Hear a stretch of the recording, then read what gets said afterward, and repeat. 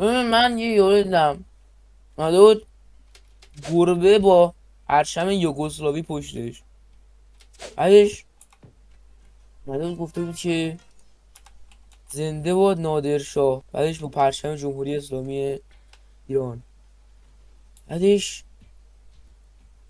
من فکر کردم گفتم نادرشاه چیکار کرد؟ افغانا رو کش، هندیا رو یکم اذیت کرد. بعدش اعراب رو اذیت کرد. اعراب خیلی اذیت. اعراب هم نسل داشت میکردم حالا. بعد بودم کیا اعراب رو نسل کشی کردن؟ دیدم عکساشون از ایرانه. بعدش عثمانیان و فرانسه و ایناست دیگه. بعدش دیدم کدوم امپراتور ایرانه که اعراب رو نسل کشی کرد ولی واقعا ازش واقعا نام خاصی نمیاد. ایلخانیان. گفتم ایلخانیا. بعدش گفتم خب که چی؟ بهش زدم سمت عثمانی. گفتم عثمانی ها چقدر بی سلیقن، چون ترکای ترکیه واقعا بی خلاقیت و بی استعداد و بی سلیقن. چند هزار ساله که پرچمشون همون ماه و ستاره است. تنها فرقی که عثمانی کرد یه دونه 3 تا ماه زرد گذاشت، یه لوزی سبز گذاشت، بعد قرمز کرد دوباره.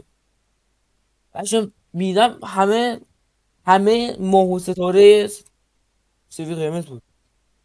بعد از اونا خیلی تغییر بزرگی داشتن، سوره های قرآن رو نوشته بودن بغلشون که از نهج البلاغه امام خمینی اومده بود.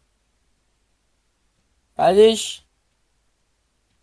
مثلا نهج البلاغه خوندم، حتی یه دونه آیه زن ستیزی هم توش پیدا نشد. گفتم آش پختم. آش خوشمزه است. اینو حضرت محمد گفته بود. بعد اینو کی گفته بود؟ وقتی که حضرت علی اومد جانشینش شد، یعنی اون موقع داشتن آش میخوردن. بعدش خورما. انگلیسی یعنی دیت، یعنی قرار یا زمان. بعدش یعنی قرآن، چون خورما میوه بهشتیه. بعدش آره خیلی خوشمزه است. بعدش یه اصلا میگه که سیب هم چیز بهشتیه، ولی چرا آدم ها وقتی سیب میخورن رفتن زمین تبعید شدن به زمین، یعنی کار گناه کرد. بعدش آره بعدش یه شاعر هم هست که میگه سیب میوه بهشته، هر کی ندونه زشته.